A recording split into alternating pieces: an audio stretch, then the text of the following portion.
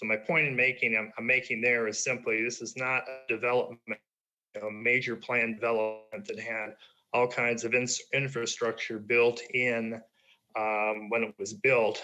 It's been kind of added to as funds became available, and that's kind of the history of the district going back quite a few years.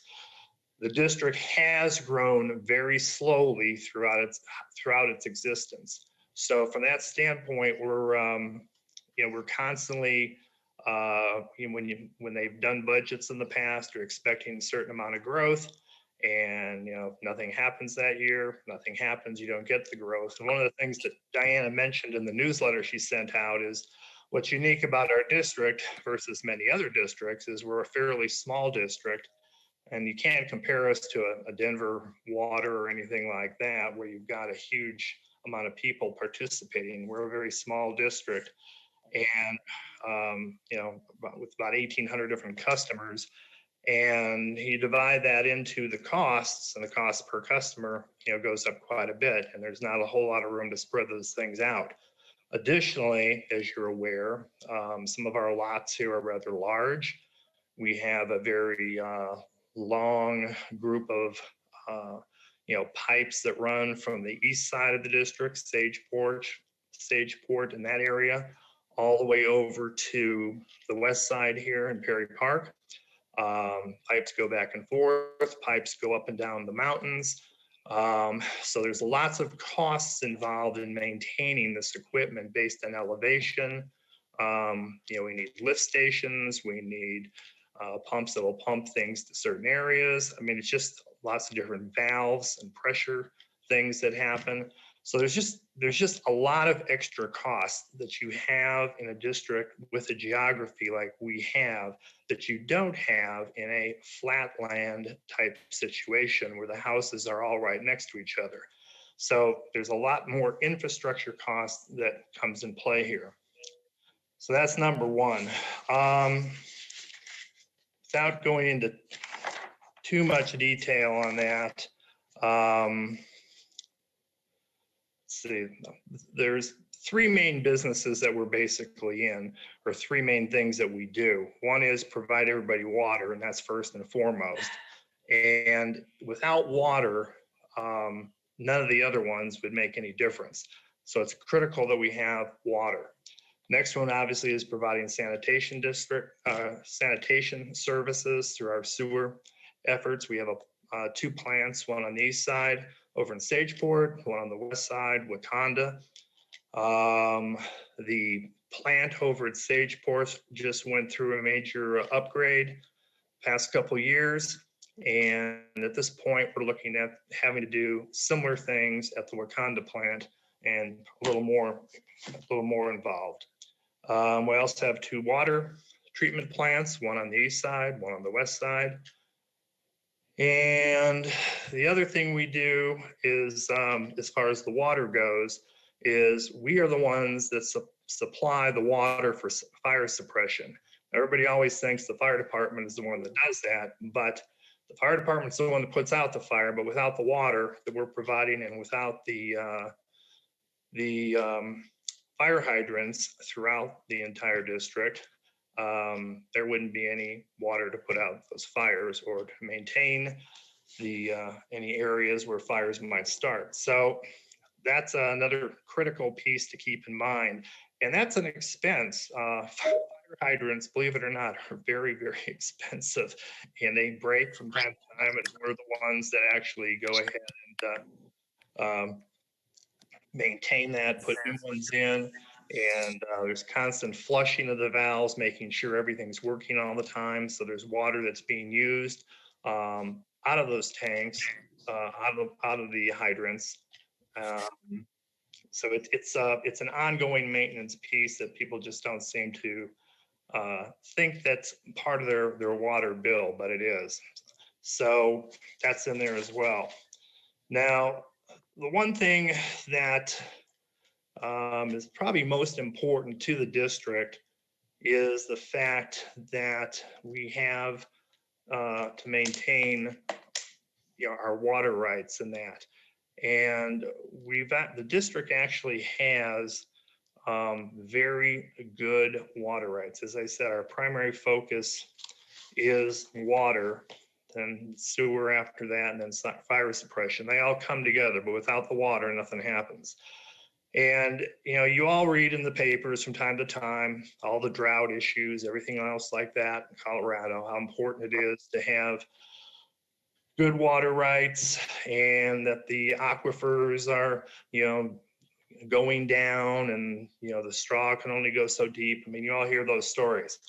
We get a fair amount of our water from aquifers, but the focus of the district has been to, at this point, we're utilizing about 50% of our water from the aquifers and about 50%, we're shooting for 50%. It's probably 60 from the aquifers right now, probably around 40% from renewable water from the streams. And what we've been doing as a district is we have been building our water portfolio of renewable water. So where that becomes very important to everybody is that, number one, if you're selling your house or you plan to live here for a long time, you can be assured that we have water. As aquifers begin to deplete over time, we still have additional water that we're getting from these streams that we've purchased or taken through, actually accrued through various groups, I shouldn't say groups, through agreements we've made along the way or have purchased outright. And I'll just briefly touch on some of those so you have some idea of the cost of this stuff. But what's particularly critical, though, about purchasing water rights is this is not the kind of thing you can just quickly say, well, these water rights are available for purchase from somebody that's a farmer who's selling them. And we need to see if we can, maybe try to purchase them. And then you go through and try to raise the money for it. By that time, the water rights are gone. You have to act quickly. You have to take whatever money you've got in hand and try to make it work so you can purchase those rights. And we've been able to do that. So that's where a lot of our early efforts have gone for this district, because water rights very rarely come available. And when they do, you need to grab them. And that's in all of our long-term best interest. So some of the ones we have, just to give you a brief idea, you're all familiar with the Sandstone Ranch. I don't know how long some of you have been here, but originally the Sandstone Ranch was going to be developed as a large horse property with a variety of different large 30-acre homes, 5-acre lot homes throughout. And we worked with the developer at that time. They were going to join the district. They were pledging water to the district to be included in the district. And just so you know, anyone who joins the district has to dedicate water rights they have to the district. And this goes for Mr. Weens as well, who has been, to some extent, some of the rumors are that he should be doing more. Well, trust me, you'll find out he's done plenty. We have purchased water from Mr. Weens in the past when he was selling water. And when he joined the district with his Remuda Ranch, he also dedicated additional water from that. So he has added to our portfolio, both through a purchase we made early on, where he wanted to keep the water in the district rather than selling it to an outside source. And then he dedicated additional water during the inclusion process for his ranch into the district. The water that's been included, the water we actually that we purchased from him back, I forget the date, but it was, $1,650,000 we purchased water for. The Sandstone Ranch piece that I was talking about, when that inclusion was going through, they had to dedicate 59.5 acre feet to the district from their water supply. And then we had to take that water through court and prove that the water was there.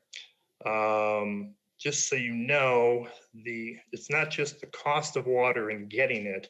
Once you get it, there's a huge process that begins to play, and it takes years to perfect your water right in water court, which is in Greeley. I'm not going to go through all the details, but it's a long legal process, a very expensive legal process. And we have on the perfecting the sandstone water piece, we spent over $500,000 perfecting that, taking it through water court and doing hydrology studies that you have to submit to the state and everything else, determining going back way 50, 75, 100 years of water use that they can determine what the average flows are. So you can determine how much water you actually have. Same was true with what we purchased from Mr. Weens, that water was all well and good. And we spent another $500,000 perfecting some of that water in our portfolio. Then once you've got that in your portfolio, you're not done yet. Every year, you've got to have your legal people in there maintaining and perfecting your water rights on an ongoing basis, because there's always somebody that wants to divert something for some reason somewhere. So there's an ongoing legal cost, which is unfortunate, but it's part of the business. So we spend a lot of money accruing water rights. We've spent a lot of money perfecting the water rights, and we have spent a lot of money to continue to maintain the integrity of those water rights. So that's very, very important that you understand that. Additionally, as I move into some of the other things we do, the water and sanitation district portion, the sanitation district part of it, we have, as I said, we have two plants, the Sageport on the east side and the Wakanda on the west side. Those plants were both quite old. And as I said, the Sageport just got an upgrade over the last 2 years, and we've spent a bunch of money on that. The Wakanda wastewater plant on this side is coming due, was scheduled to have work done on in the next couple of years. Unfortunately, it raised its head a little sooner, and we now have to deal with that one a little quicker than we anticipated. And that's where some of the increased costs are coming from on this. And our treasurer, Mr. Arthurs, will share some of that information with you. What else? Other ongoing costs, well, let me just back up. On the sewage plants, it's a rather involved process, and we have some major issues that are ongoing with both the state regulations that we have to maintain, EPA regulations we have to maintain, and these create lots of extra costs to run these facilities, and making sure that what you're putting out after it's all processed and handled is safe for the environment. And those costs are constantly increasing. The guidelines are also very much getting stricter on an ongoing basis of what you have to do, which also then necessitates that you have to purchase a lot of new equipment that can be doing a much more efficient job of what the requirements are now being made. So that's another huge ongoing cost that you don't think about when you flush the toilet, but there's a whole lot that goes along with it. Let's see what else. Let's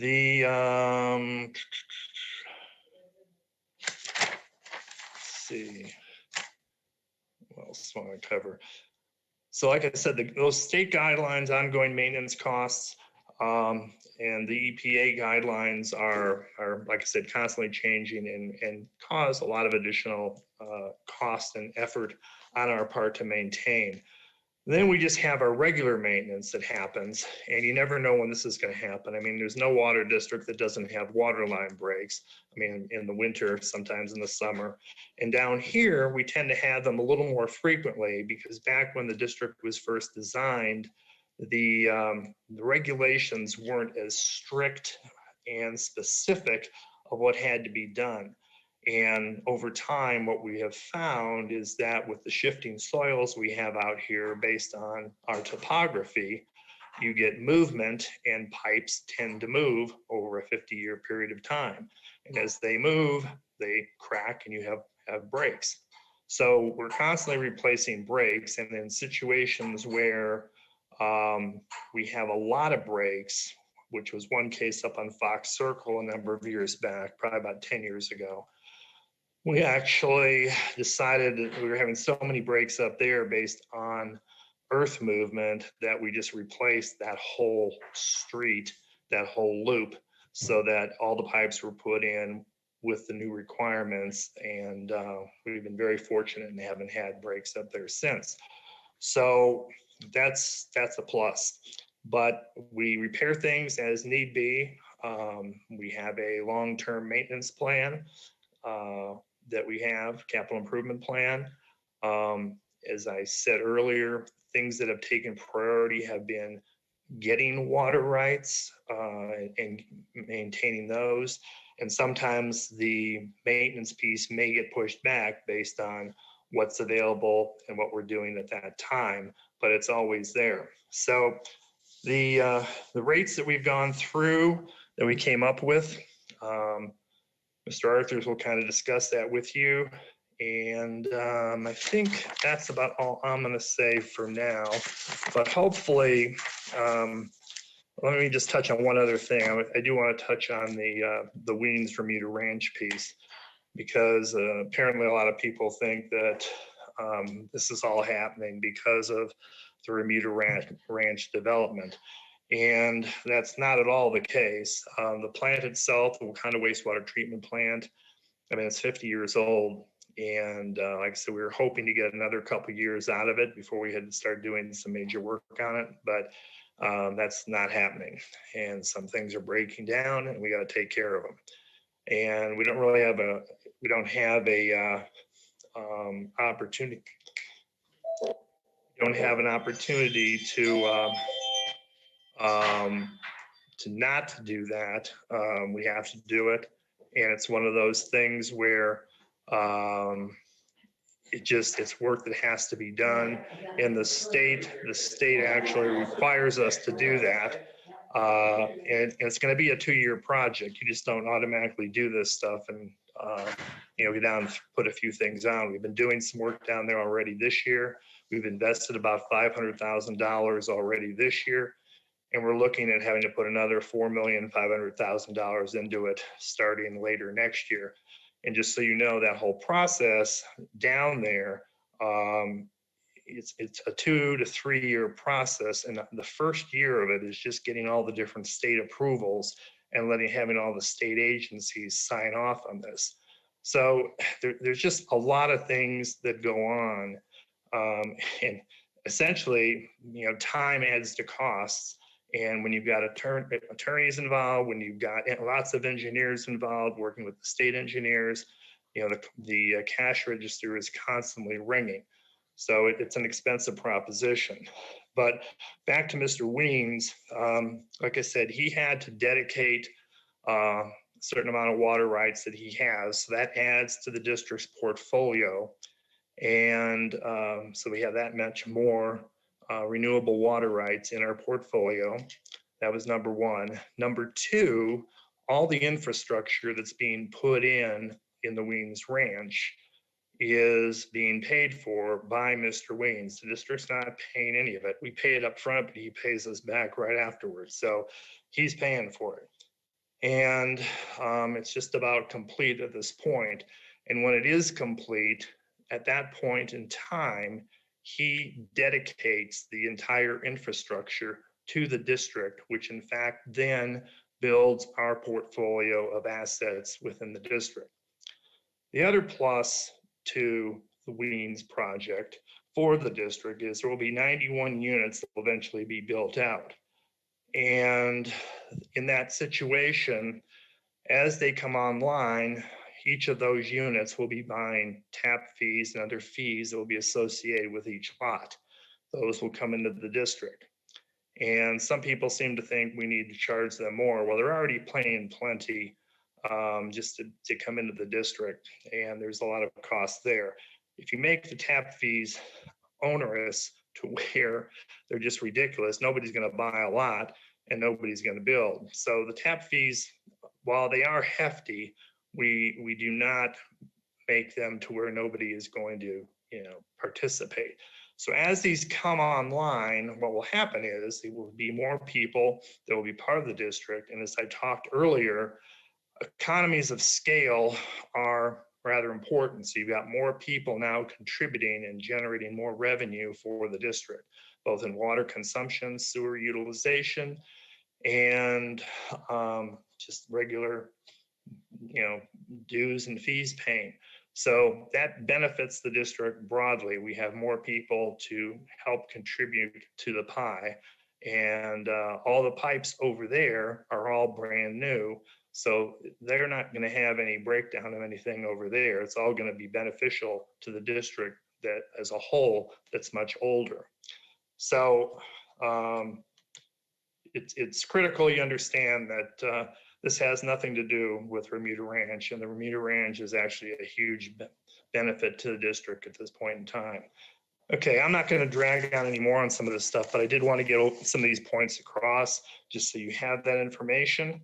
At this point, let me turn it over to Brian Arthurs, who is our treasurer, and he will walk you through our long-term maintenance plan.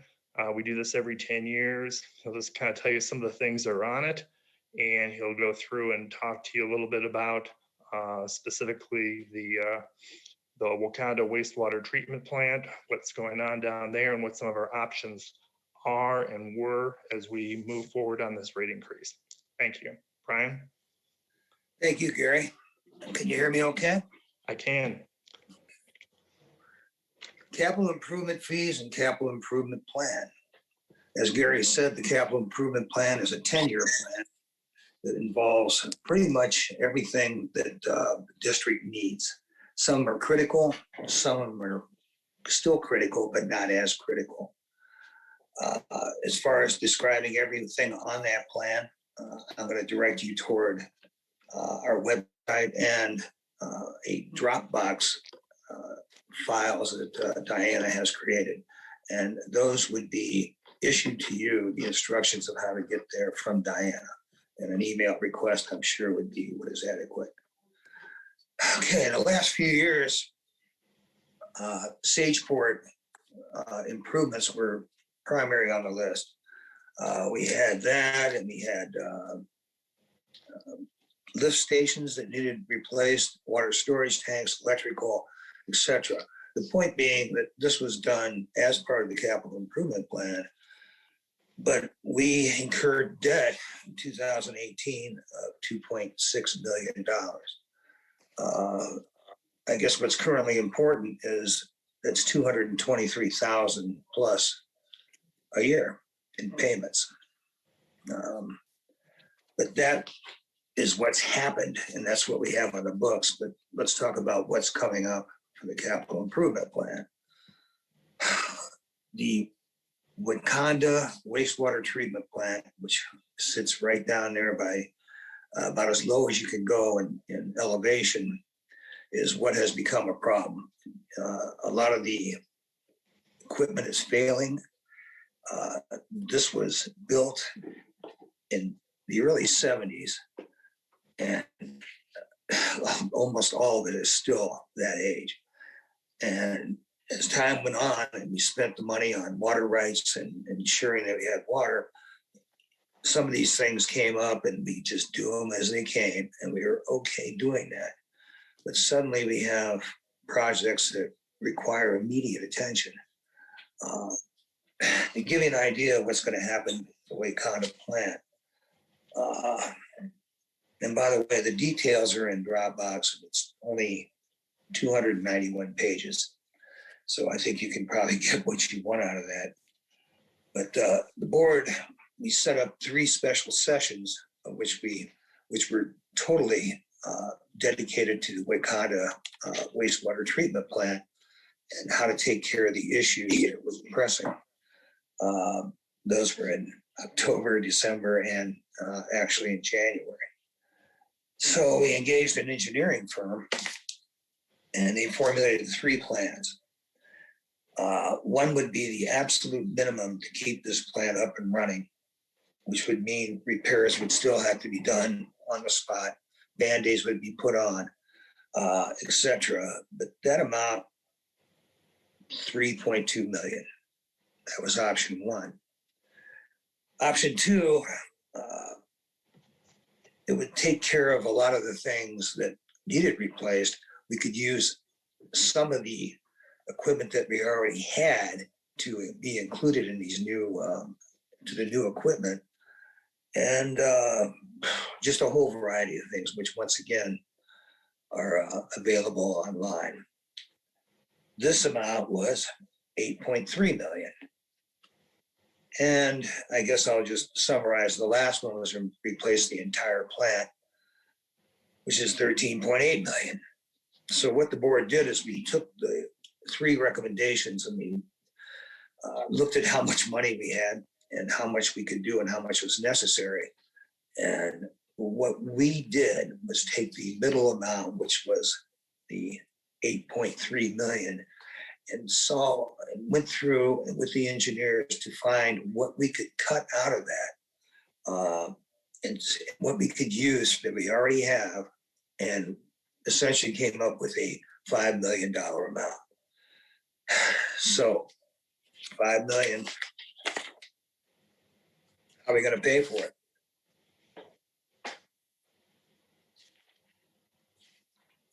So the way we worked the 5 million was about 1.2, 1.3 is going to be spent immediately on repairs that have to be done just to make sure that we are in compliance and we have an odor problem and just a problem with the way it looks and the way it smells.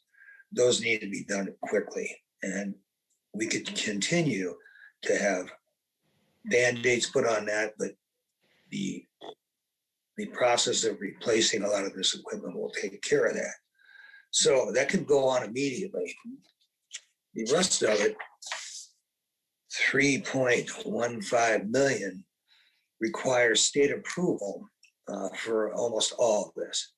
And we would like to get on that right away to where the approvals will be ready. It takes about a year, which to me seems excessive, but that's what the situation is. And while we're doing these immediate improvements, those will hopefully pass the muster with the state. Okay, back to these notes.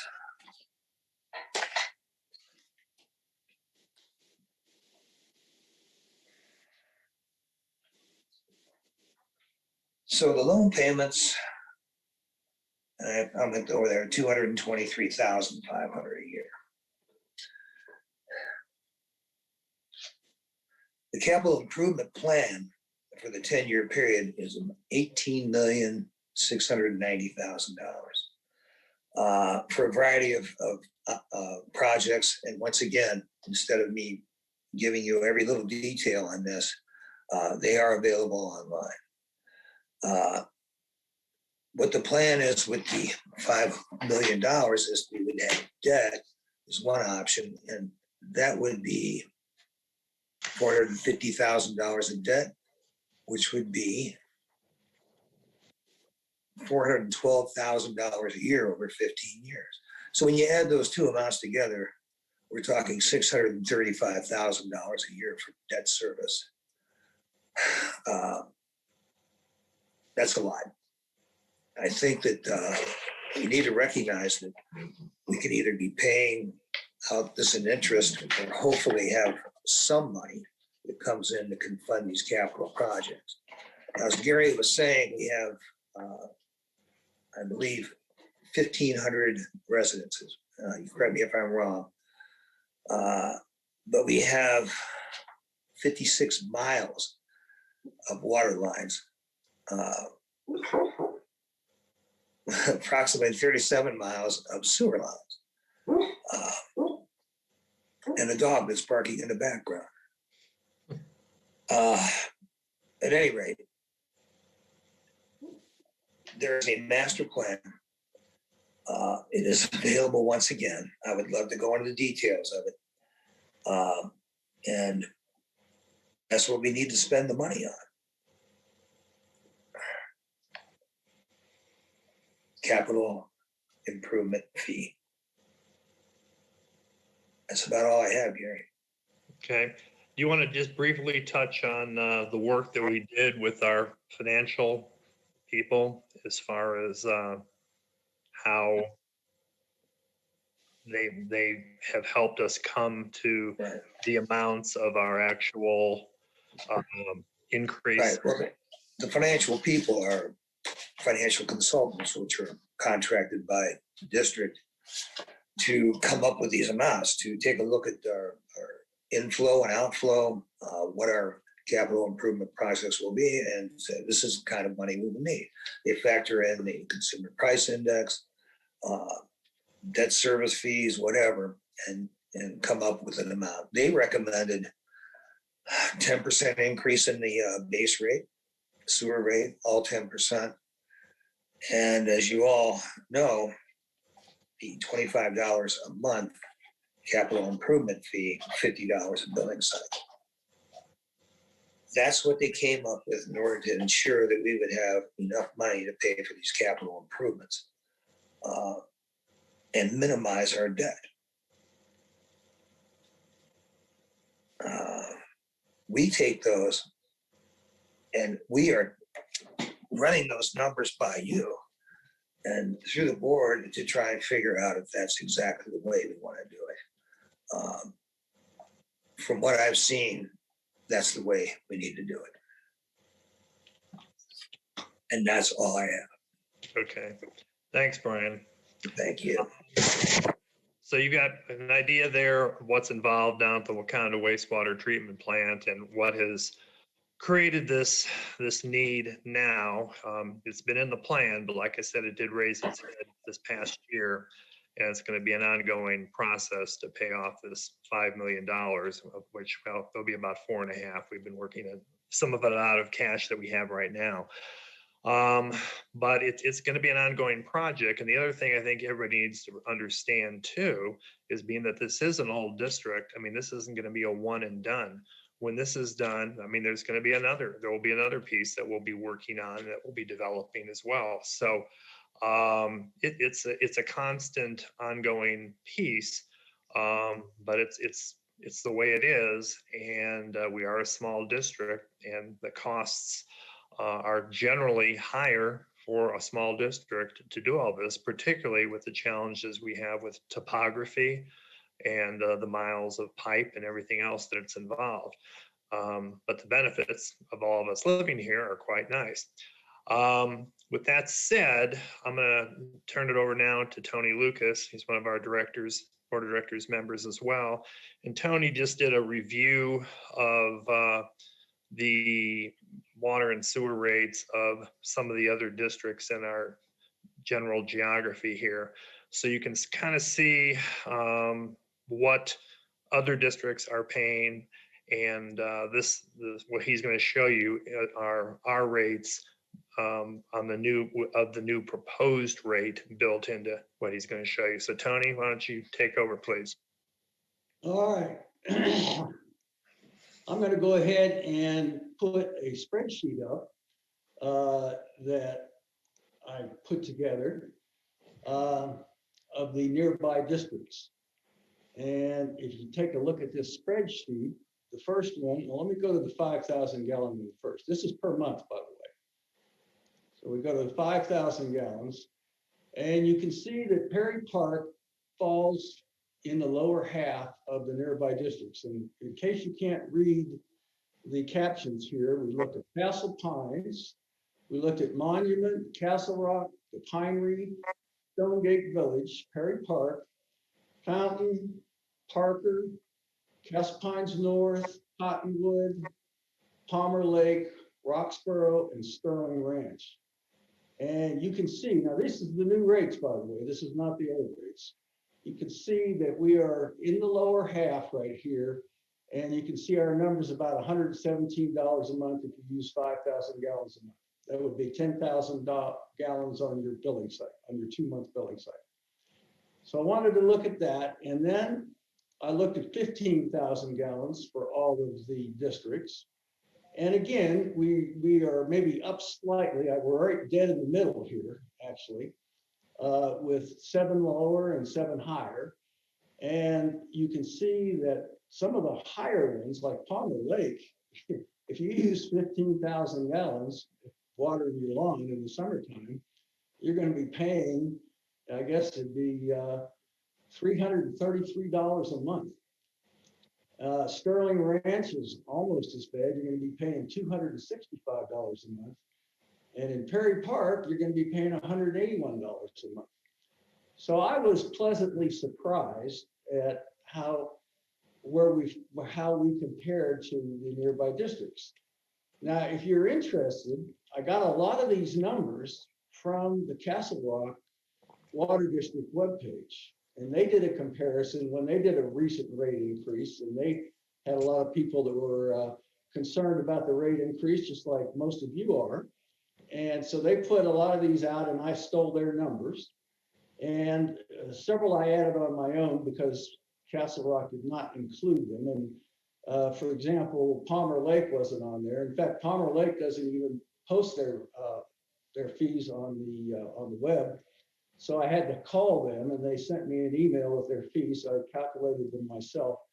And Monument also was not included in Castle Rock Water's comparisons. So I was able to get that data off of their web. And interestingly, Palmer Lake and Monument have separate sanitation districts, which to me adds overhead. You know, we are combined here, which makes the district run more efficiently. So I wanted to show you that.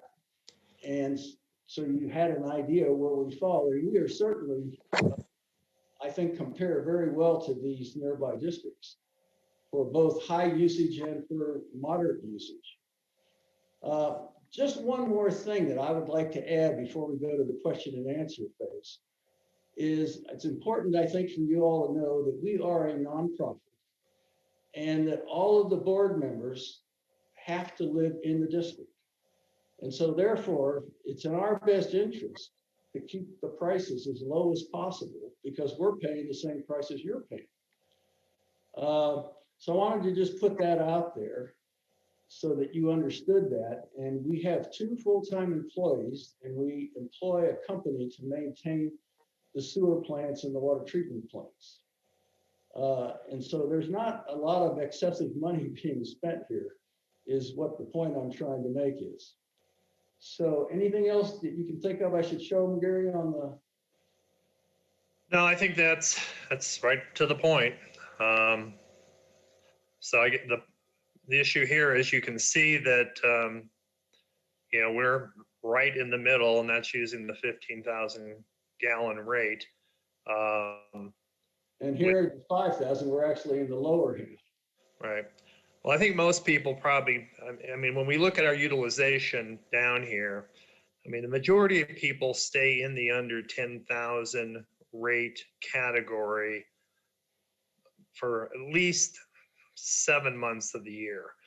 And then in the summertime, as things warm up and people are using more water outside, watering trees, lawns, whatever, obviously the utilization goes up. So for 4 or 5 months in the summer, people generally, maybe 40% will move into the second tier level, which would pick up the 15,000 gallons that Tony mentioned. So it gives you kind of a good idea. And these are based on a monthly rate. Obviously, we bill every 2 months. So obviously when the bill comes, it's 2 months worth, but it's actually, you know, need to divide it in half for 1 month at a time. So that's pretty much where we're at. So at this point, have Diana open this up for questions and answers. Hopefully we have kind of given you an appreciation of what all's involved and, you know, where the district sits. I mean, financially, the district is in good shape. I mean, we really are. our audits and everything else are very good. We have, as I said, we've got lots of water in our portfolio, and that's the most important thing to this district going forward. And now we just need to continue to maintain our infrastructure as we go forward. So with that said, let me open it up to questions and answers. So if you'll raise your hand as you can on this system, Diana will have you ask your questions, or if you want something clarified. Okay, I think we have a question first from Steve Ostrowski. Okay, Steve? Hi.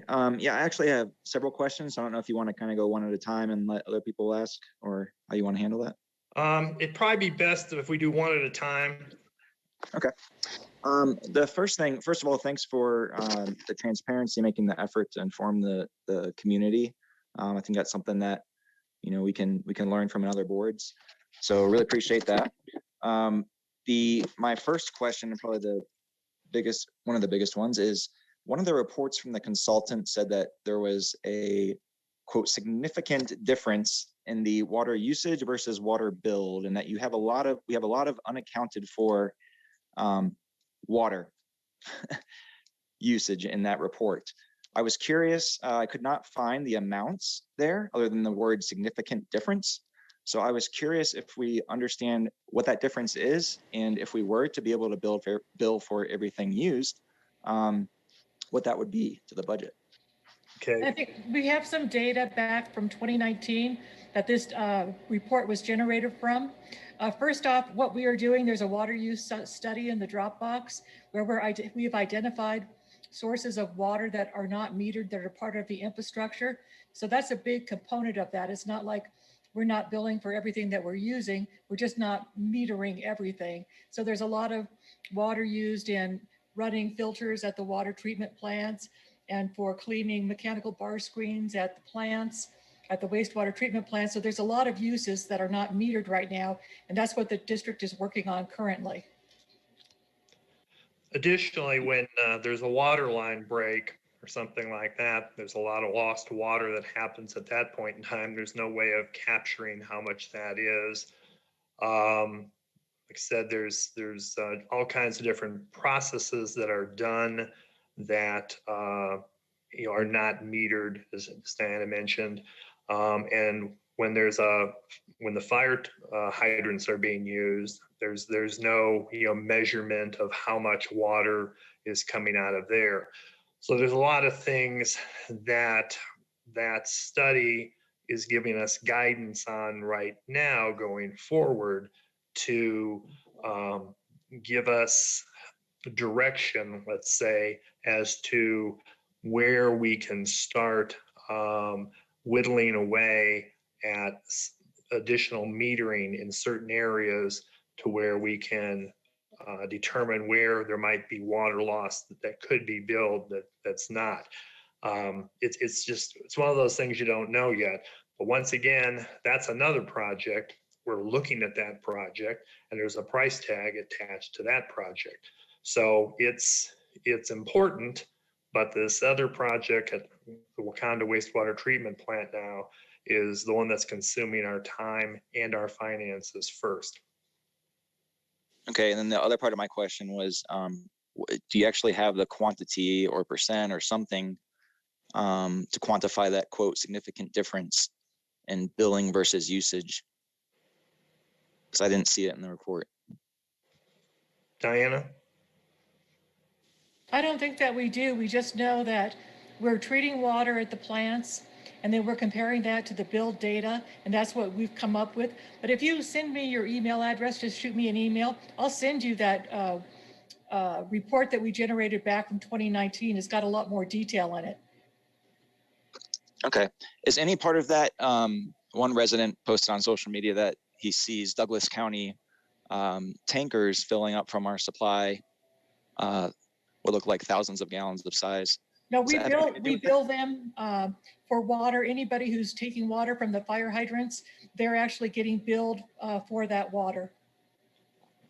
How is that being metered? I thought hydrants weren't metered. We're doing it by truckload for Douglas County.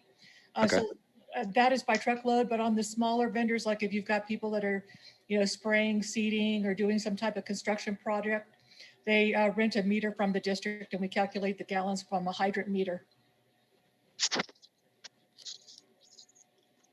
Okay, This is Jim Morris from the board. The financial consultant did a 10,000 foot level estimate on the unaccounted for water, and it's at 37%.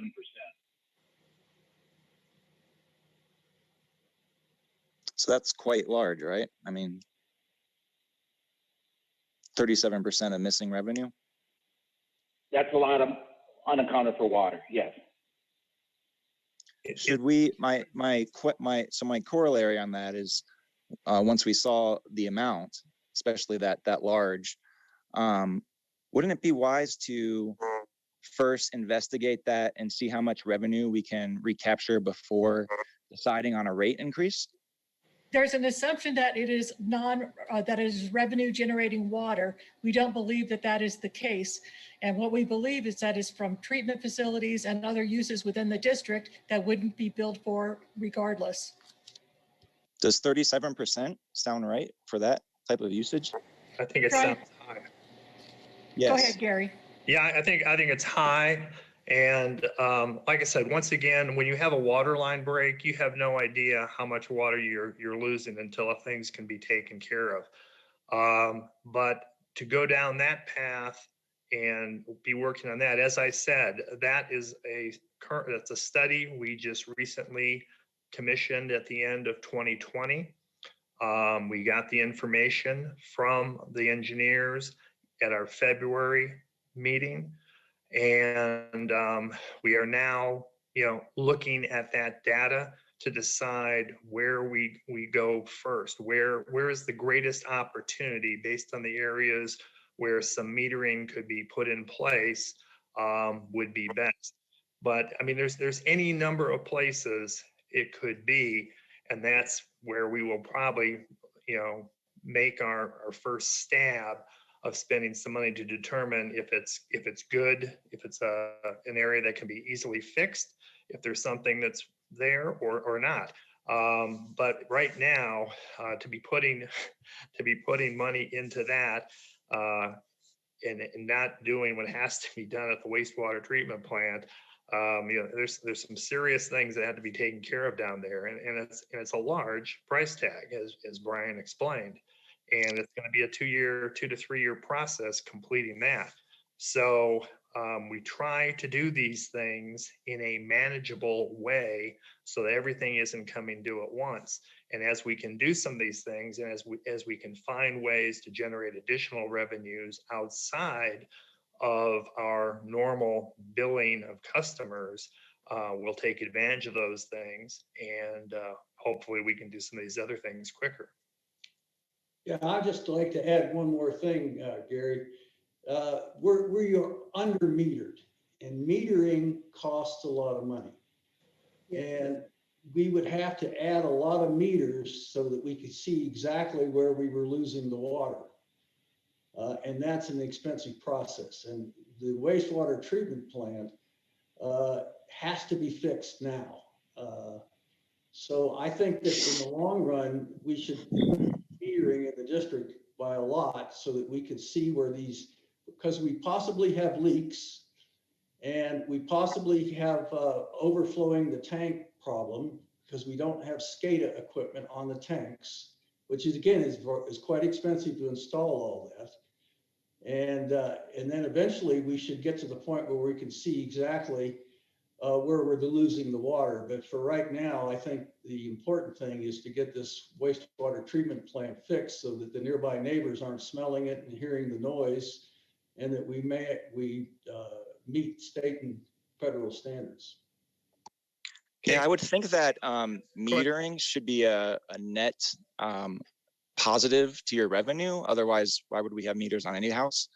So I would think that metering would be a wise investment, especially when we have 37% not there. I just can't support a rate increase with the board saying that they don't understand where 37% of our water is going. Okay. I mean, that needs to be cleared up before you tell us that we need to pay 30% more in money, because that's 37%. That could go a long way. Well, as you've heard, a lot of that 37% is not water that is billed.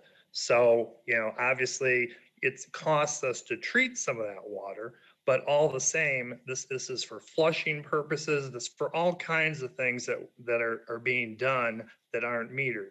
So, is there a 10% loss that perhaps we can fix? Maybe. Can we better manage how we perhaps flush some of these things? Maybe, but it's not water that's going to generate revenue to the point to where we can do all these things we want to do. So it just doesn't make sense. So let me, at this point, let me ask somebody else to come on.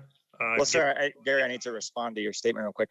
I'm not hearing that you guys understand it. I'm hearing that you don't understand it. No, we do And understand it. there's a big difference. Hold on. There's a big difference between a 30% increase and a 15% increase. So I think understanding that is a critical step before the board plans increases that are going to last residents for several years. Okay, well, so if it's 10%, that's a big difference. You don't know the answer. What a big problem the wastewater treatment plant is. It is a major problem. Okay, but that has nothing to do with setting the rate increases when you don't understand the cost. That's what the immediate costs are. Okay, Diana, could we hear from somebody else, please? Yes, I think John Grabowski. Yeah, I want to clarify because Steve, you keep using the word or the 30% increase. If I understand this is a clarification question.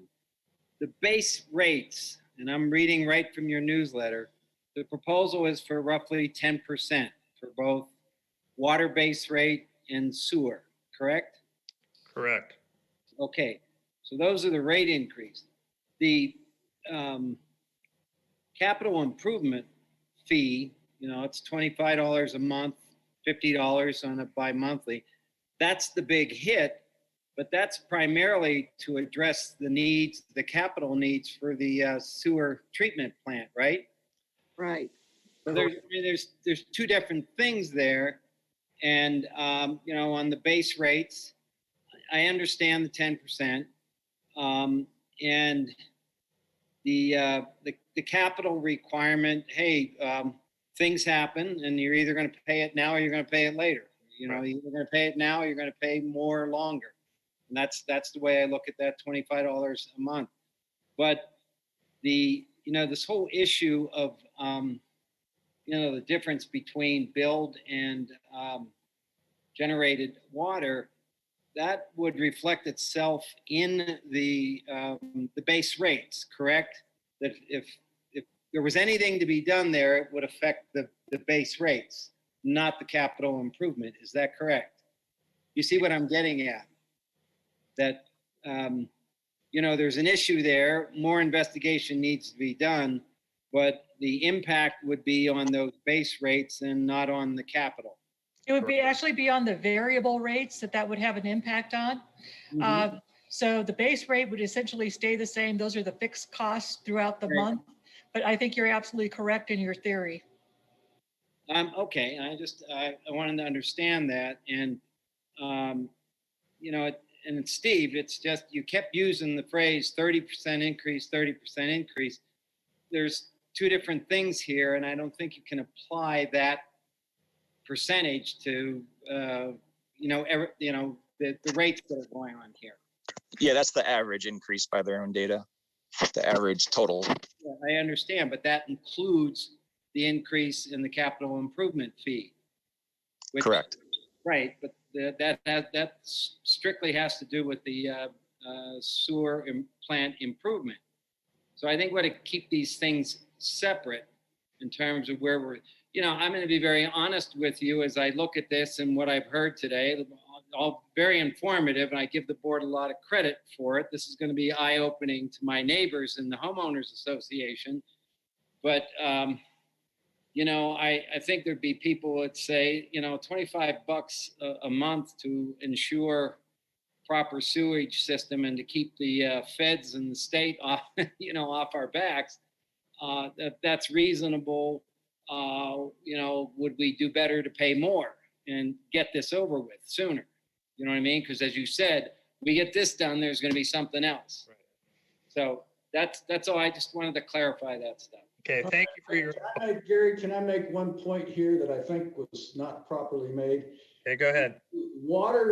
The water that we're losing is only costing us the electricity from the water wells itself.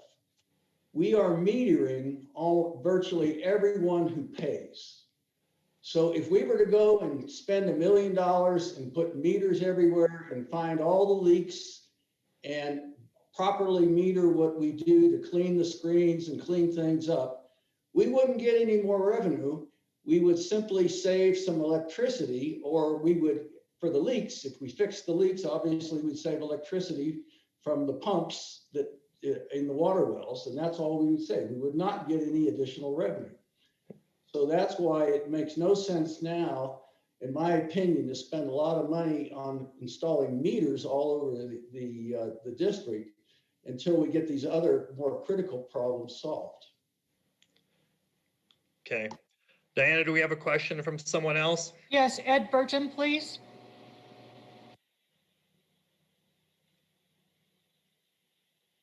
Ed, I'm sorry, we can't hear you. Ed, are you muted?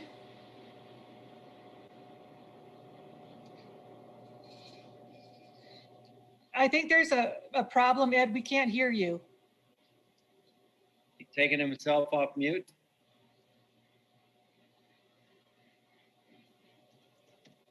Okay, Ed, can you try again? Maybe we could move on until he finds that Somebody unmute. else while Ed tries to,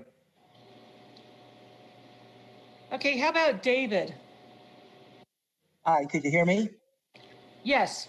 Yeah, I do have a question about the capital improvement plan, but related to that, before that, is this is relative to the Wakanda plant.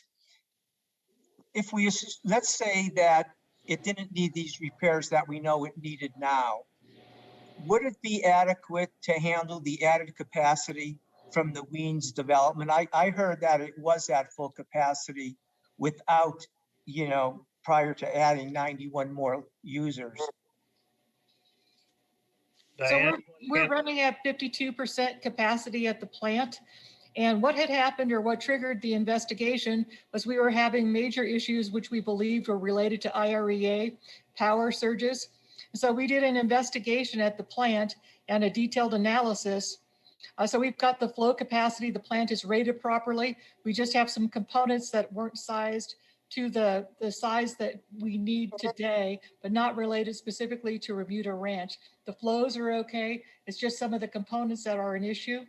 And the biggest problem we're having is the aging infrastructure, about 40 years old, and some of the power stuff that needs to be maintained to deal with the varying flow of power that we get at this plant and all of the other plants that we have in the district. Okay, thanks. So my question on the capital plan was the 10-year plan. I assume that this is done every year and you're looking 10 years forward, and it's not like you don't do one at 2010 that takes you to 2020, and in 2020 you do another one I assume that this is being done and updated every year. Is that correct? That is correct. Yeah. So the question is, how did all of this then creep up on us all of a sudden? And why couldn't we have forecasted this? Because we knew the aging of the system a year ago, 2 years ago, 3 years ago, such that the rates could have been gradually increased instead of getting hit with this big delta right now. I mean, what's a big change like right now that we didn't know about last year? We did know about it last year. It was in the 2016 master plan, well documented. We had prioritized water projects over wastewater projects. And so that's where our funds were spent previously over the last 10 years. Okay, but wouldn't we have known that there was going to be these other maintenance issues, and shouldn't we have maybe raised the rates or the capital fee last year, the year before, to be able to build a fund to be able to take care of this maintenance? It's not that there have been rate increases ongoing.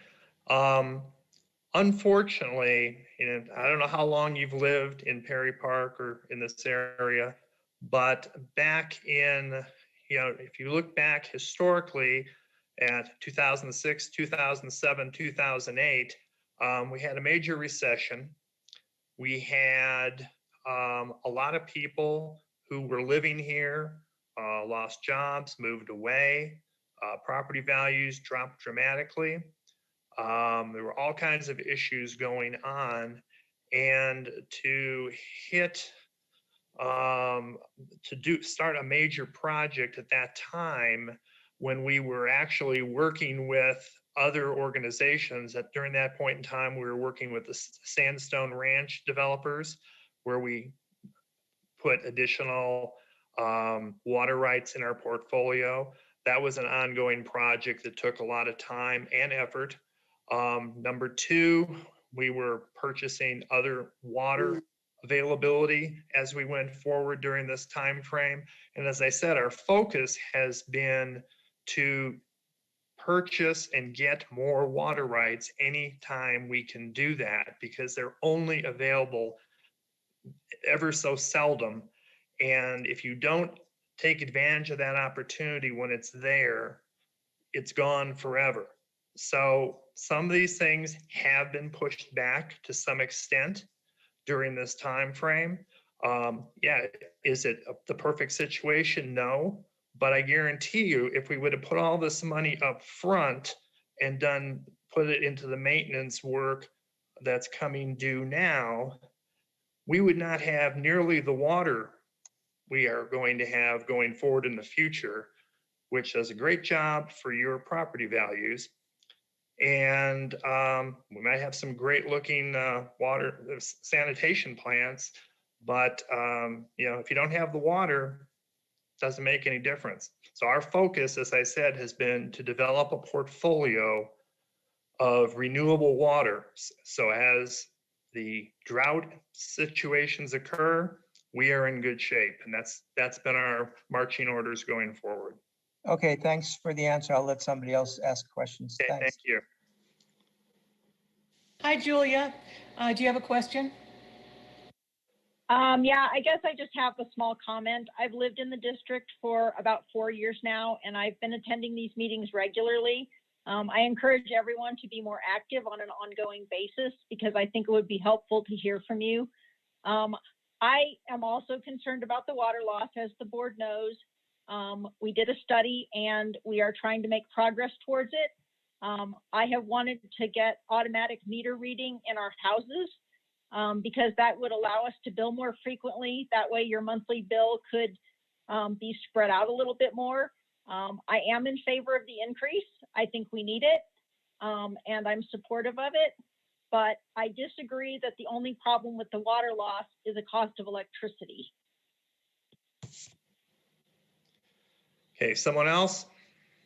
One other thing, let me just answer Julia. Julia is correct in one point there, as far as it not being just related to electricity. It does cost us additional money to actually process and purify that water that goes out. So there is extra treatment in that is going on. So there is cost of chemicals, things like that. They're involved, as well as electricity. But the point is we would not get additional revenues. We do have a meter on every home. Right, you're correct. We're not generating extra revenue. So, Yeah. Okay, somebody else? Yeah, I had just one question. On the Weens Ranch, did they give us all their water rights for the whole ranch, or just a portion of it called Bermuda Ranch? Basically, we have all of the Weens water on the ranch. We got it through the inclusion agreement, as well as purchasing the remainder of it. So the only person that we share the ditch with now is the Montbridge Farms, and they have a much smaller percentage than we do. And so they can they add more developments beyond the Bermuda Ranch? Okay. No, their agreement is pretty tight. I think the board was making sure that that wouldn't happen, because they can't increase the number of homes without dedicating the water, and they have no water to dedicate. Well, that's well done. I congratulate you on that, is to get the water, because that's important. On the Sandstone Ranch, we've got that water rights. It brings up a question in my mind as to, the question would be that if we have excess water rights we're not using, can they be leased or loaned or sold on a yearly basis to other people, short term? Absolutely.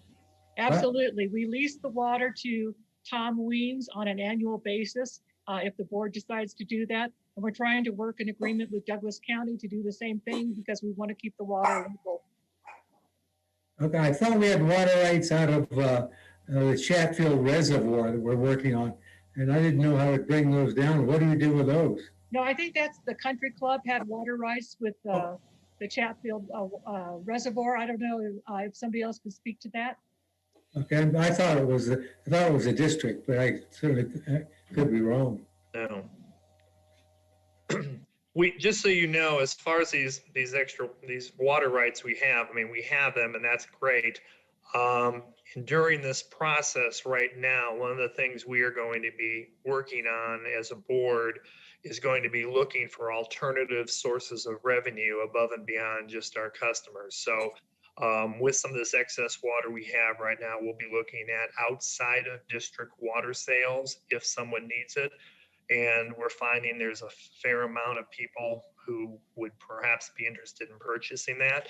Obviously, anything we would do would be a one-time thing. It's not going to be, and it would also be at a much higher rate, being that, the district and the members of the district are paying for all the infrastructure and everything like that. So it's not going to be cheap water that we're selling. But as you know, I mean, water is very expensive and people who don't have it want it. And if we have excess, when we do have excess, we will never sell outside of our district if we don't have excess in a given year. If it's a bad year, we're keeping it all here. But if there is an opportunity to generate additional revenue where we can offset some of these additional costs that we're incurring, by all means, we will be looking at that. Okay. Thank you for your input. Somebody else? In the capital improvement project, is there extra money when you have big leaks, like outside our home in Prairie Park? A lot of water went out. Probably some was 37%, but that's the second time it's broken since I've lived here. And it was very expensive. Is there money there to do that in the budget somewhere? It's an expense item that we maintain every year, and it has been increasing over the last years. It's called unscheduled maintenance. Okay, but it is in your chart of accounts then? That is correct. Okay, that's fantastic. Is somebody else we haven't heard of? Okay. Yeah, I do. This is Larry Martin from Sageport area, and I do have one question in regards to how this fee. I don't think the question that was asked earlier about why there's a sudden large increase, it's actually a 40% over the of the base rate fee. I don't think that was really addressed as to why this is happening just in this 1 year, and it wasn't maybe distributed over a few years before and a few years after. And I understand that the water treatment facility needs to be repaired, and it's pretty urgent. And but I guess it would have been nice to have had that fee distributed over a longer period of time. But I'm also wondering if maybe this fee could be distributed also to water usage, so that users, especially for instance, commercial users who use significantly more water, might share a greater percentage of this, because I believe the commercial users use less, are having a lesser increase in their CIF fee, their capital improvement fee, than the residential. And correct me if I'm wrong on that, but it seems to me that if we could shift that around so that small users are not necessarily carrying a larger percentage of this burden than the larger users. And I don't think that that's the case. Actually, our commercial users, and I think it's about 12 total, including the district, pay all their fees on a monthly basis. So they're paying, the capital improvement fee is getting paid, on a monthly basis as opposed to a bi-monthly basis. Okay, but I guess that still doesn't necessarily address the question in relationship to, say, larger users. People who are using a significantly greater percentage of water or greater amount of water. Most of the residential units or locations probably don't necessarily have that much more that much of a difference. But say, for instance, somebody who's watering a very large yard versus users who have no yard, for instance, they wind up paying the same increase because the increase to the water rates has not changed. The increase to the water rates is changing, and they're on that escalating rate. Yeah, 10%, I believe it is. Is that correct? Across the board. So if you have large users in the district, their rates are significantly higher than somebody that uses 10,000 gallons in 2 months. Right. Someone that's using under 10,000 gallons over 2 months is paying $2.43 per 1,000 gallons. By contrast, if you want to talk some of our biggest users, which there aren't that many, everybody is really pretty good about managing their water usage, but we do have a few that are high. And so for our rate of over 133,000 gallons during that time, the rate goes from $2.43 per 1,000 gallons to $14.72 per 1,000 gallons. So when you start adding that up, it is rather ominous, and they're paying a very high amount. So I by no means, and there's only a handful of those people that fall into that category. Most of the people in the district on a regular basis fall into the first or the second tier levels. So it's pretty standard across. It's heaviest, the lowest level is the heaviest during the winter months, the 7 months of winter. And more people, as I said, go into the second level during the 5 months of spring, summer, first month of fall. Okay. Thank you. That's just the way it is. And then we've only got like, 10, 11, 12 commercial customers. So, I mean, there's no way of stretching this out. It's the bulk of us are in the first 2 tiers. Okay, thank you. Okay, Ed Burcham, can we try your microphone again? Is it working now? Yes, much better. Thank you. If you can turn it up, the volume up, that would be helpful. I don't have that control yet. I think I'll be working on that. I'll try to speak up. Okay. I just got a new camera and a mic and stuff like that, so I'll have to play with that as I go along. But I just want to make a comment as far as verifying some of the things that were said by the other members, as far as people using little water. I don't have any hookup to the waste disposal or anything like that, but everybody's getting hurt by this immense jack up of fees in all your other areas. I don't know if there's any way that can be proportioned or not. That'd be something to look at. And my other thing, I don't know if you can tell me here, but I wanted to get copies of the financial statements and look at your balance sheet and see if I can analyze that further to find out some information I would find useful. So if you could tell me where to find that, I would appreciate it.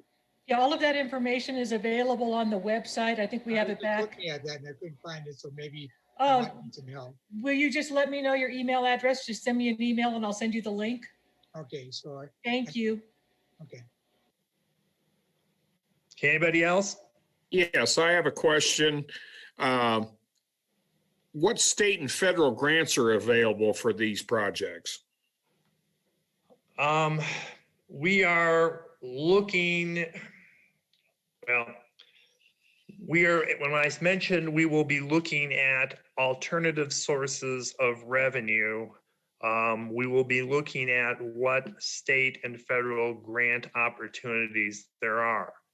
That will be one of the things we will look at. As I mentioned before, we'll look for alternative sources of selling water, things like that we can make additional revenues on. But if there are some grants that are available, we will look at those. We are very early, just beginning that process. I mean, the current issue is at hand and we need to deal with it. So we can't just start now looking at grants, because grants take like a year before they award them. So it's water under the bridge, no pun intended at this point. But as we go forward, we'll be looking at those things as we're looking at other pieces. And some of the grants are available for different types of projects, small projects. Some may be for larger projects. With that said, though, be aware that with grants, there's always strings attached. We've all heard the story, there's no free lunch. Well, there is no free lunch. And even if you're getting some of these grants, there's lots of requirements, both federally and statewide, that you have to abide by and follow. And we tend to be a rather independent district, and we are very protective of our water rights. And we have to look at what type of situations we might get ourselves into if, in fact, by agreeing to be a part of a grant, we're also agreeing to help with something else on the back end. I mean, I don't know what those things are. But this is something that we're going to be studying and looking at. We don't do anything lightly. We do research stuff, and we'll have our attorneys look at some of this stuff. We'll talk to other people who have utilized some of the different grants and how the process works, how they found it, if they thought it was worthwhile. But sometimes, I mean, you can spend as much money jumping through all the hoops that the state or feds put in front of you to do some of this stuff in terms of extra expenses, then it's worth. So while we will look at it and we'll seriously look at it, at this point, don't know. But if it looks that it's a good thing to do, and there's one that's available on some other project we have coming up, by all means, we would seriously consider it. Anybody else? Is your financing set up to where you could refinance if you had to or want to? Diana, do you want to explain the type of financing we are most likely looking at? We haven't decided how we're going to finance this yet, but Diana could tell you exactly what type of funding vehicle we used most recently on the Sageport plant and some of the waterline loop completions that we just completed over the last 2 to 3 years. We will most likely go down that path because for lots of good reasons. I'll let Diana briefly touch on that. We actually did a lease purchase agreement for our last financing for the Sageport water treatment plant, for the Bannock lift station, for the Country Club Drive loop, and a number of other smaller projects. But actually, I'll send this over to Director Arthurs because he's reviewed the document more recently than I have for other options. Brian? Oh, Brian. Hello. Are there I'm sorry, refunding options available for the lease purchase agreement? Have you looked into that? I have, but the main thing is there's a 1% prepayment penalty. In other words, if you wanted to combine it with a new loan and roll it over, you still have to pay that 1%. And I think that's significant on the amount of the loan. And I don't know if I need to go further on that. Well, it goes into your calculations. I'm sorry? I see all that cost to refinance, repurchase, or whatever the terms are, goes into whether it's a good deal or not. But interest rates are so low right now, and they probably won't go any higher for a while. Obviously, could you save some money by doing some consolidation or something else? I don't know. I'm not a finance guy. Just so you know, the finance company they're not a finance company, they're a financial company. Their name is Ellers, but they know our finances. They know what things we've got as far as projects going forward. They're the ones that help design our plan for taking care of those. And they also work with a wide variety of companies that do different types of funding options. So whether it's going out for a revenue bond, whether it's doing one of these situations like Diana just mentioned, each one has its own benefits and each one has its own negatives. And sometimes the upfront costs and the time frames that you're dealing with can be somewhat problematic. Based on what your need may be at a given time. So we will be looking at all options as we move forward in funding this, and we will choose the best option that best meets our needs, both short-term and long-term. Good. So Steve Ostrowski, our first person with questions, has indicated that he's got a few more questions. So I think we have about a few more minutes for these questions. Steve, if you want to ask them, and we'll see if we can get answers for you. Sure. Yeah, luckily a few of the other participants asked similar ones. So I was going to comment, thanks Al, on that the debt interest rates. I think these are historic lows, and I am a finance guy, and many organizations are looking at that aspect, this opportunity. So I just second that. I'm a little concerned that you're saying like we're going to look into these things and grants, but we could have been doing that these last years. So now maybe it is too late, but that's probably the fault of us then. So let me move on. The other ones, the usage versus the capital fee. I do agree with, I think it was Larry, that I would hope to see a shift to the usage, and maybe we can look at, I don't know if you've already looked at this, but maybe a little bit different tiering, maybe a little more accelerated tiering that would also encourage the water conservation, which everybody would like. So maybe that's a way to shift a little bit of that capital burden so that we're all getting a little more average percent increase. So I think those were brought up. I guess my last question would be on the Weens deal. I know you've said many times they're paying plenty and all that. Two questions related. One is that deal, like, are you open to sharing what those original terms of that deal was? And second, would you say, like, how does that compare to market, to market pricing on that? Yeah, any information that you would like to know, I have everything backed up that I can send to you. And if it's too much, I can put it in a Dropbox folder. Every document we've had with Weens Ranch is available. So let me know your email address and I'll send everything that I've got to you.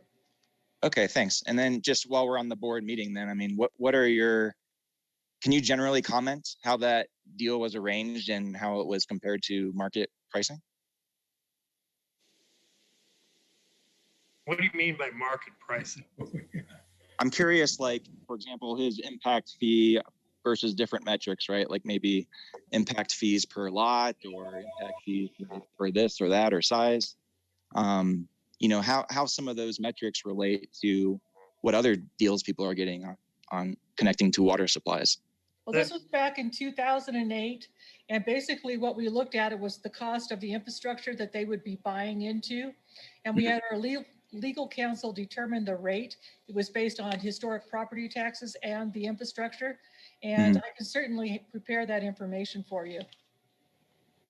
So that was 2008, which was 13 years ago, and also Correct. During the recession that you said, so where values of these things would have been much less than they are today. It was prior. Is that a fair statement? It was prior to 2008, before everything fell apart. That's why the project stopped. No, I think that we had a good valuation to begin with based on our historic information.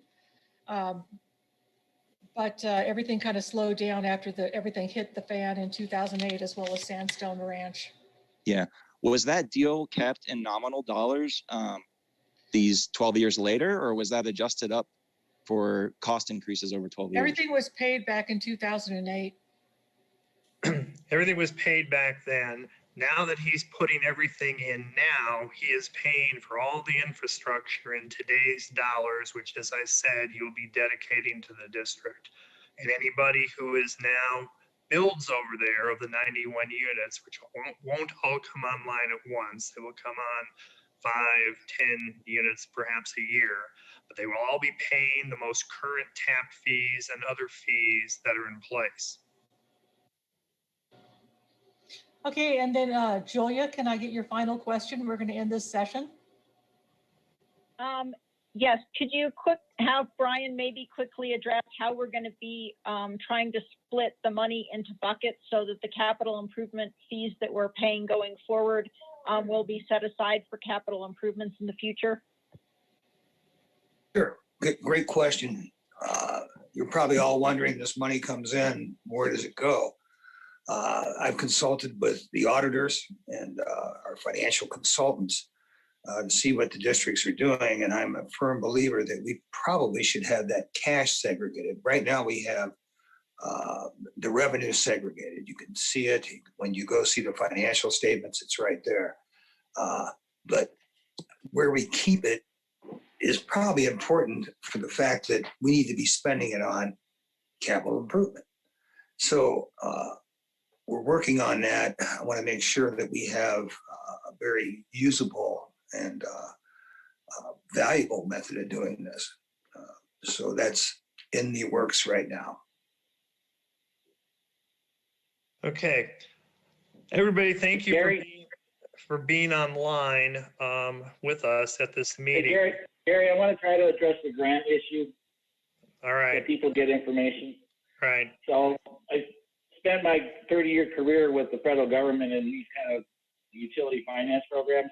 So the issue that Perry Park has, the Water and Sanitation District, with accessing these federal grants and state grants is those programs generally, as a general rule, are tied to demographic data and largely the income.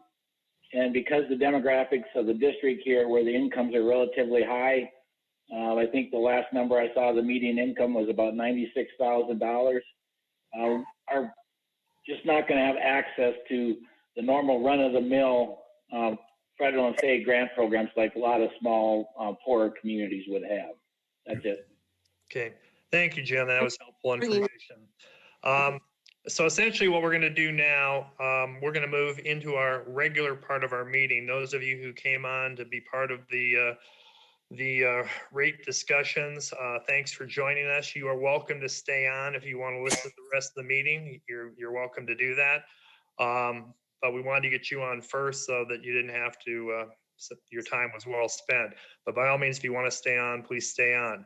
Also, we're not making any decisions, tonight or anything like that. We will still be discussing things between now and the next meeting.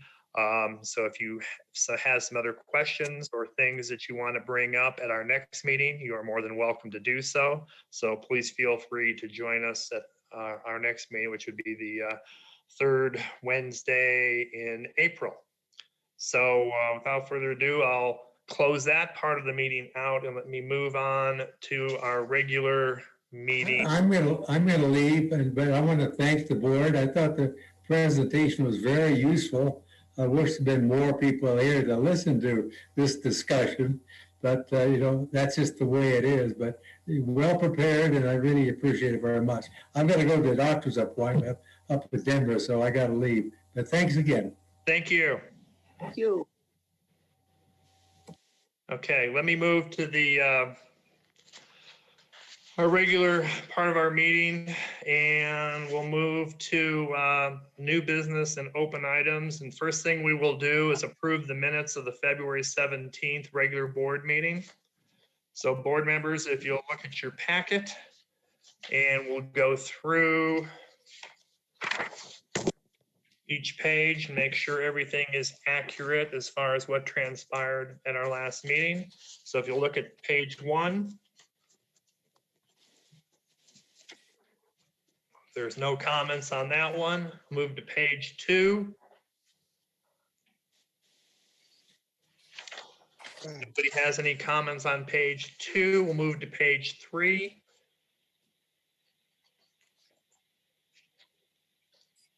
We'll move to page 4. Hey, Gary, on page 3, under 3.0, 3.1, it says Director Morris highlighted the ammonia results from Wastewater. I thought somebody else raised that. I know I raised that issue in the past. I think at last month's meeting it was raised by somebody else, but I can't. No, I think it was you because I had your initials specifically on it. And I used to mess up with Jim Matchett, so I know it was you. Okay, all right, sorry. Thank you. Okay, thank you. Okay, so if there's, I'll need a motion to approve the minutes of the last meeting. I make a motion to approve the minutes of the last meeting. Okay, can I have a second? Second.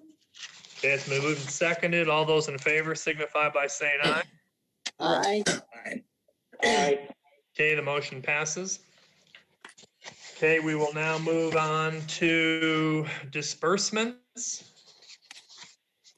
Mr. Art. Treasurer. Resolution 1 to ratify electronic payments dated 3/8/21 in the amount of $11,012.07 that were previously dispersed from First Bank. Okay, I need a second. I second that. Okay, it's been moved and seconded. Is there any discussion? Okay, if not, all those in favor signify by saying aye.